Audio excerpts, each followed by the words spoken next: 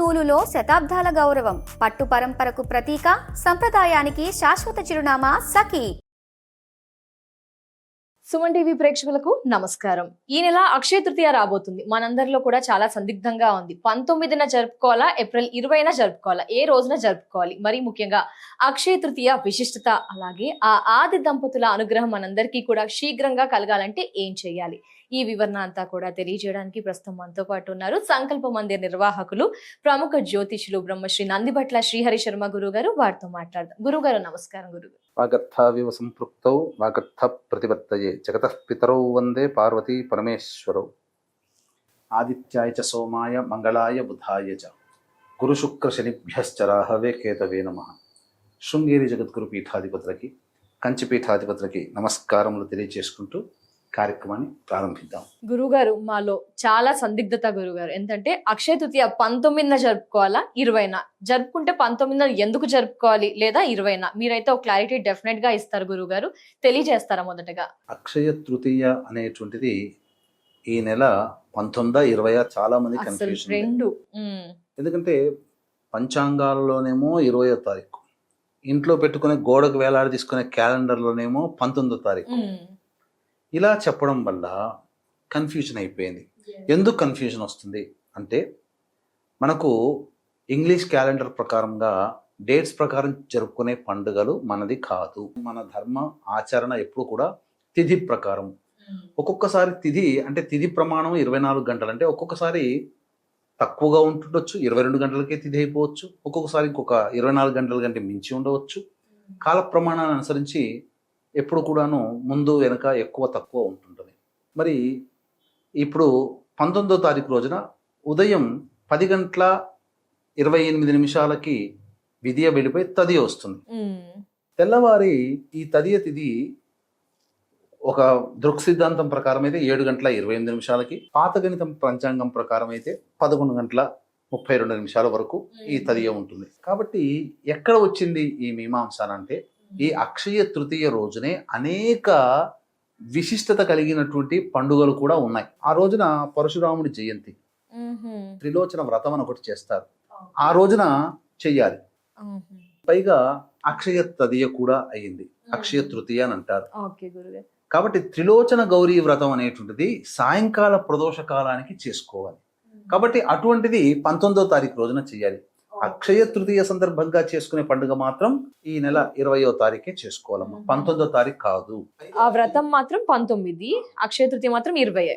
ఎందుకు అక్షయ తృతీయ 19 అని చెప్తున్నారు అంటే, బహుశా కొంతమందికి సంబంధించినటువంటిది కొంత మిస్ మ్యాచ్ అనేటువంటిది ఎందుకు జరిగింది అని అంటే, సాధారణంగా మనకు పితృ కార్యక్రమాలు చేసుకునే తిథులు అంటుంటాయి కదా, మధ్యాహ్న అపరాహ్న సమయానికి ఏ తిథి ఉంటుందో ఆ తిథే చేసుకోవాలి.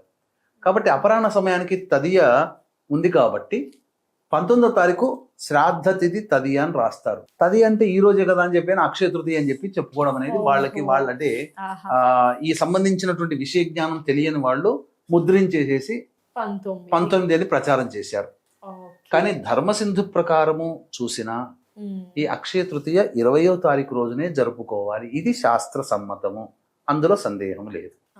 ఎంత క్లారిటీ చూసారా గురుగారు, అందుకే మిమ్మల్ని అడిగాను గురుగారు. సో 19th కాదు 20th అక్షయ తృతీయ, మిగతా కార్యక్రమాలు మాత్రం 19th. ఓకే, మరి అక్షయ తృతీయ విశిష్టత తెలియజేస్తారా గురుగారు? అక్షయ తృతీయ యొక్క విశిష్టత చూస్తే, మన భూమిలో ప్రవహించే నదులలో అత్యంత పవిత్రమైనది గంగా.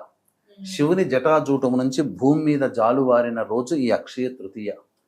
కానీ గంగా సప్తమి అని చెప్పి, గంగా జయంతి అని చెప్పి సప్తమి తిథి రోజున చేస్తారు, 4 రోజుల తర్వాత వచ్చేది. అంటే ప్రవహిస్తున్నప్పుడు జన్హు మహాముని ఆశ్రమాన్ని ముంచెత్తితే ఆ గంగా మొత్తాన్ని కూడాను పానం చేస్తారు. మళ్ళీ వదిలేటప్పుడు నోటి నుంచి వదిలితే అపవిత్రం అవుతుందని కుడి చెవి నుంచి ద్వారా వదిలారు. అందుకనే జన్హు మహర్షి ద్వారా మళ్ళీ జన్మించింది కాబట్టి జాహ్నవి అయ్యింది. ఇక ఈ అక్షయ తృతీయ రోజునే ధర్మరాజు, పాండవుల అగ్రజుడైనటువంటి ధర్మరాజు సూర్యుని ఉపాసన చేసి సూర్యుని యొక్క అనుగ్రహం ద్వారా అక్షయ పాత్రను పొందడం జరిగింది. ఈ అక్షయ తృతీయ రోజునే మిట్ట మధ్యాహ్నము పగలు సమయంలో పునరుసు నక్షత్రం 3వ పాదంలో 6 గ్రహాలు స్వక్షేత్రము ఉచ్చస్థితిలో ఉండగా, లగ్నములో రాహువు ఉండగా పరశురాముల వారు మిథున లగ్నంలో జన్మించారు. ఇది చెప్పబడినటువంటిది. ఈ అక్షయ తృతీయ రోజున పరశురామ జయంతి కూడా అవ్వడం. అంతేకాకుండా మాతంగి జయంతి అని కూడా దశమహావిద్యల్లో మాతంగి జయంతి కూడా ఈ అక్షయ తృతీయ. కాబట్టి ఆ మాతంగి పూజ అనేటువంటిది దశమహావిద్యలో సాయంకాలం పూట చేసుకుంటారు. కాబట్టి మాతంగి పూజ చేసుకోదలిచినటువంటి వాళ్ళు ఈ సాయంకాలం చేసుకోవడం అనేటువంటిది శిష్టాచారంగా చెప్పబడి ఉంది. ఇక విశిష్టత అనంటే పేరులోనే అక్షయము. క్షయము అంటే తరిగిపోయేది, ఆ క్షయము అంటే తరగిపోనటువంటిది. అందుకనే పూర్వకాలంలో ఒకానొక కృతయుగానికి ఆరంభంగా ఈ అక్షయ తృతీయ, ప్రతి కలియుగానికి ఆరంభం భాద్రపద మాసం ఎలాగైతే వచ్చిందో అలాగే ఈ కృతయుగానికి ఆరంభము, కృతయుగంలో ఉగాది ఈ అక్షయ తృతీయ రోజున జరుపుకునేవాడు. పూర్వకాలంలో ఒక కోమటి ఉండేవాడు. భార్య ఎంత వారించినా వినకుండా తనకు చేతనైనంత దాన ధర్మాది కార్యక్రమాలు చేయడం. ఈ అక్షయ తృతీయ రోజున కూడా కుడి చేయికి తెలవకుండా ఎడమ చేయి తెలవకుండా కుడి చేయితో దానాది కార్యక్రమాలు చేయడం వల్ల భవిష్యత్తులో వచ్చే జన్మలో అతను గొప్ప పరాక్రమవంతుడైనటువంటి రాజుగా, ధనవంతుడుగా పుట్టి ఆ రాజుగా ఉండి కూడా అనేకమైన పుణ్యకార్యములు చేసిన కారణం చేత దేవతానుగ్రహాన్ని పొంది కైవల్యాన్ని పొందాడు. అక్షయ తృతీయ రోజున ఎటువంటి పుణ్యము చేసినా 1,000,000 రెట్ల ఫలితం వస్తుంది. అంతే విధానంగా ఎంత పాపము చేసినా 1,000,000 రెట్లు పరుగు. అంటే ఒక మనిషిని, పాపం అంటే దొంగతనం ఇంకేదో చేయనవసరం లేదు, ఒక మనిషి గురించి చెడుగా ఆ రోజు మాట్లాడుకున్నా 1,000,000 సార్లు చెడుగా మాట్లాడుకుంటే వచ్చే ఫలితం ఆ ఒక్క రోజున వస్తుంది. కాబట్టి ఇటువంటి రోజున పుణ్య కార్యక్రమాలు చేయడానికే మానవుడు ఎప్పుడు కూడాను ముందుండాలి. ఈ యొక్క అక్షయ తృతీయ రోజున క్షయము కానటువంటిది కాబట్టి దానాది కార్యక్రమాలు చేసుకోవాలి ఖచ్చితంగా. అలాగే పుణ్య కార్యక్రమం అంటే దేవతానుగ్రహాన్ని పొందే పూజలు లాంటివి చేసుకోవాలి. ఆ యొక్క దేవుడికి ఒక్క పుష్పమాల సమర్పించిన క్షయము కంటే మన జీవితంలో అనంతమైనటువంటి పుష్పమాలములు ఇచ్చినటువంటి పుణ్య ఫలితం. అందుకనే ఒకానొక మహాభారతంలో శ్రీకృష్ణ వారికి చేతి దెబ్బ తగిలితే చూడకుండా తన చీర కొంగును చింపి కట్టినటువంటి రోజు అక్షయ తృతీయ ద్రౌపది. అందుకనే ఆపద సమయంలో ఆమెకి అక్షయముగా ఆమె యొక్క మానాన్ని, అభిమానాన్ని కాపాడగలిగేటువంటి విధంగా శ్రీకృష్ణుల వారు అనుగ్రహించారు. ఆ యొక్క నిండు సభలలో ద్రౌపది వస్త్రాపహరణ సందర్భంగా. అంటే ఆనాడు చేసిన పుణ్యం అసంఖ్యాకంగా అవసర సమయంలో ఆదుకుంటుంది. అందుకని దేవతా పూజలు చేయాలని శాస్త్రం. అయితే ఇక్కడ విశేషమైనటువంటి క్షేత్రాలు, ప్రాంతాలలో దేవతా పూజలు చేసుకుంటే ఇంకా విశేషం. అందుకని దీన్ని దృష్టిలో పెట్టుకునే మన పీఠం ఆధ్వర్యంలో ఈ యొక్క అరుణాచల క్షేత్రంలో ఈ నెల 20వ తారీఖు రోజున చాలా ఘనంగా చేస్తారు అక్కడ కార్యక్రమాలు. ఆ అరుణాచల క్షేత్రంలో మన పీఠం ఆధ్వర్యంలో చక్కగా ఈ నవగ్రహాల యొక్క అనుగ్రహం ఉంటేనే మన జీవితాలు బాగుంటాయి. కాబట్టి నవగ్రహ పాశుపత హోమము, ఆరోగ్యం కోసం మృత్యుంజయ హోమము, శత్రుబాధ, జటిలమైన సమస్యల నివారణకి రుద్ర హోమము, సుదర్శన హోమము, మరియు వివాహము, దాంపత్య ప్రాప్తి, ఉద్యోగము, ఆర్థికాభివృద్ధికి లక్ష్మీ మూలమంత్ర సంపృతి, లక్ష్మీ సూక్త పూజాది కార్యక్రమాలు, హోమాది కార్యక్రమాలు జరిపించి శక్తిపాతము చేసినటువంటి కరుంగలి మాల ఉచితంగా ఇవ్వడం జరుగుతుంది. అవకాశం ఉన్నటువంటి వాళ్ళు ఈ యొక్క కార్యక్రమంలో అనగా కనిపిస్తున్నటువంటి నెంబర్కి కాంటాక్ట్ చేసి 19వ తారీఖు రాత్రి 9 గంటల లోపల గోత్రనామాలు ఎవరైనా నమోదు చేసుకోవచ్చు. వాళ్ళకి ఉచితంగా కరుంగలి మాల ఇవ్వడం జరుగుతుంది. ఇక గమనించుకున్నట్లయితే ఈ అక్షయ తృతీయ రోజున దానాది కార్యక్రమాలు చెయ్యాలని చెప్పాం కదా.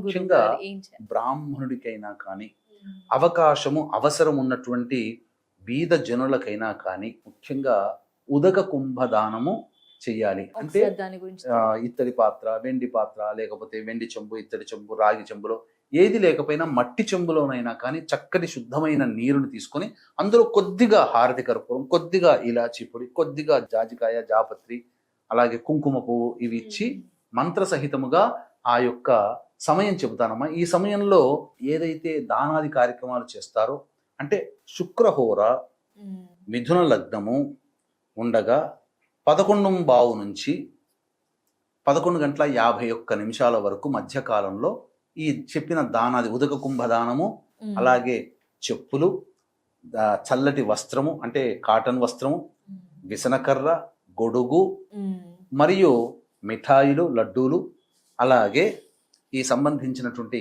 గంధము మరియు మజ్జిగ అన్నముని దానం చేయాలి. దేవాలయంలో కూడా మజ్జిగ అన్నాన్ని ఇవ్వవచ్చు. వృద్ధాశ్రమంలో కూడా వెళ్ళి పండ్లు, ఇతర పదార్థాలు పంచవచ్చు. అనాథలకి ఇవ్వవచ్చు. దారినపై ఇప్పుడు ఏదైనా పుణ్యకార్యం చేస్తుంటారు, పుణ్యక్షేత్రాలు ఉంటుంటాయి. ఆ పుణ్యక్షేత్రంలో అందరికీ వాటర్ బాటిల్స్ అందించవచ్చు ఆ రోజున.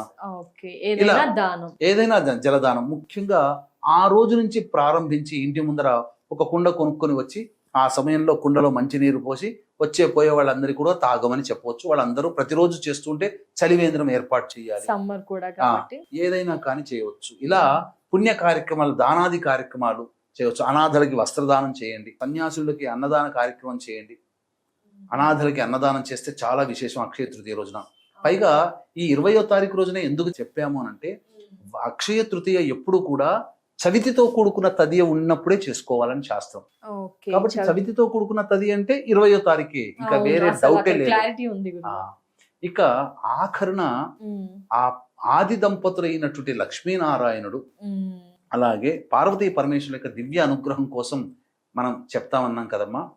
సాయంకాల ప్రదోషకాల సమయానికి ఆ రోజున శివాలయానికి కానీ విష్ణు దేవాలయానికి చేరుకొని చక్కగా అక్కడ ఉన్నటువంటి దేవేరులని నమస్కారం చేసుకొని వీలైతే పూజ జరుపుకొని బయటికి వచ్చిన తర్వాత చీకటి పడ్డప్పుడు బయటికి వస్తారు కదమ్మా. ఆకాశం వైపు చూస్తే 19వ తారీఖు రోజున కూడా చూడాలమ్మా. తదియతో కూడుకున్నటువంటిది కాబట్టి 19వ తారీఖు రోజునైనా 20వ తారీఖు రోజునైనా 2 సార్లు చేయవచ్చు. ఈ విధంగా కూర్చొని బయటికి వచ్చి ఆ యొక్క చంద్రుని చూస్తే చంద్రుడు ఎలా ఉంటాడంటే నెలవంకగా ఉంటాడు. ఎలాంటి నెలవంక ఉంటారనంటే అమ్మవారి కిరీటంలో సిగలో, ఈశ్వరుడి సిగలో నెలవంకగా చంద్రుడు ఎలా అయితే అర్ధచంద్రాకారంగా ఉంటుందో అచ్చుగుద్దినట్టు అలాగే కనిపిస్తాడు ఆకాశంలో. 19, 20 ఏ రోజైనా చూడొచ్చు. 2 రోజులు చూస్తే మంచిది. అలా చూసి ఆ విధంగా నమస్కారం చేసుకొని విష్ణువుని ఇష్టపడే వాళ్ళైతే ఓం లక్ష్మీనారాయణాయ నమః, ఈశ్వరుని ఇష్టపడే వాళ్ళు ఓం సాంబ సదాశివాయ నమః లేదా ఓం ఉమాశంకరాయ నమః అనుకుంటూ ఒక 27 సార్లు ఆ చంద్రుణ్ణి చూస్తూ మనస్సులో జపం చేసుకుంటూ ఉండుంటే తర్వాత ఇంటికి వస్తే ఎలాంటి పుణ్యం దక్కుతుందనంటే, మనం ఎక్కడ ఉన్నప్పటికీ కూడా ఆ విధంగా చేస్తే చంద్రుని చూసి నమస్కారం చేసుకుని ఆ మంత్రం చదివితే అపిత కుచాంబా సమేతుడైనటువంటి అరుణాచలేశ్వరుని యొక్క దివ్య సన్నిధానంలో జరిగే కళ్యాణోత్సవంలో పాల్గొన్న ఫలితం మనకు ఆ సమయానికి కలుగుతుంది.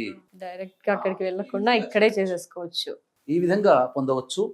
అలాంటి రోజునే 20వ తారీఖు రోజునే అరుణాచలంలో ఇంత గొప్ప విశిష్టత అరుణాచలానికి ఉంది కాబట్టి అరుణాచలంలో మన పీఠంలో జాతకరీత్యా సర్వదోష నివారణ పూజలు, హోమాలు జరిపించి శక్తిపాతం చేసినటువంటి కరుంగలి మాల ఉచితంగా మన ప్రేక్షకులకి ఇవ్వడం జరుగుతుంది. 19వ తారీఖు రాత్రి 9 గంటల లోపల ఈ కార్యక్రమంలో నమోదు చేసుకోవచ్చు. స్క్రీన్ పై కనిపిస్తుంది నెంబర్ చేస్తే కేవలం 50 మందికి మాత్రమే అవకాశం ఉందమ్మా. డెఫినెట్ గా. ధన్యవాదాలు గురువు గారు. అక్షయ తృతీయ విశిష్టత ఏంటి, ఆ రోజు స్పెషాలిటీ, ఏం చేయాలి, ఏం చేయకూడదు, ముఖ్యంగా ఆది దంపతుల ఆశీర్వాదం అనుగ్రహం కలగాలంటే ఏం చేయాలి, అంతటి మార్గాన్ని మా అందరికీ కూడా, మా వ్యూయర్స్ కి కూడా పరిచయం చేసినందుకు ధన్యవాదాలు గురువు గారు. నమస్కారం. సర్వం శ్రీ ఉమామహేశ్వర పరబ్రహ్మార్పణమస్తు.